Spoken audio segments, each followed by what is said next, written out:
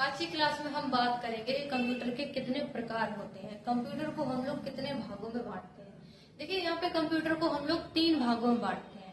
कौन कौन से हैं हम यहाँ पे लिख के रखे हैं। पहला हम बांटते हैं कि बेस्ड ऑन साइज, मतलब पहले जो हम कंप्यूटर को बांटते हैं वो आकार के आधार पे बांटते हैं कि हमारे कंप्यूटर को आकार के आधार पर बांटा।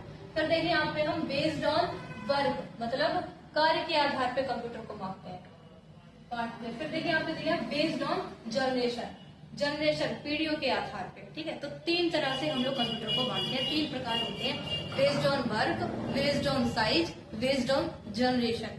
अब देखिए यहाँ पे सिर्फ कंप्यूटर को बांटा है 3 भागों में, लेकिन जो हम पढ़ेंगे पहले हमारा है बेस्ड ऑन साइज। साइज के आधार पे कंप्यूटर भी हमारे 4 प्रकार के होते हैं। पहला आता है आपका माइक्रो कंप्यूटर, फिर आता है mini computer, main frame computer, super computer. ठीक है, उसके बाद जो हम बांटेंगे बेस्ड ऑन वर्क, तो कार्य के आधार पे भी हमारे कंप्यूटर 3 प्रकार के होते हैं। पहला होता है एनालॉग कंप्यूटर, डिजिटल कंप्यूटर और हाइब्रिड कंप्यूटर।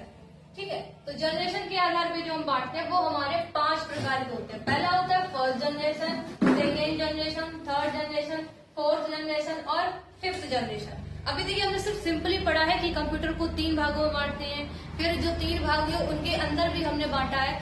अब एक एक करके हम डिटेल में पढ़ेंगे कि जो हमारा माइक्रो कंप्यूटर है तो किन कंप्यूटर्स को माइक्रो बोलते हैं, मिनी, मेन फ्रेम, ये सभी हम कंप्लीट करने वाले हैं नेक्स्ट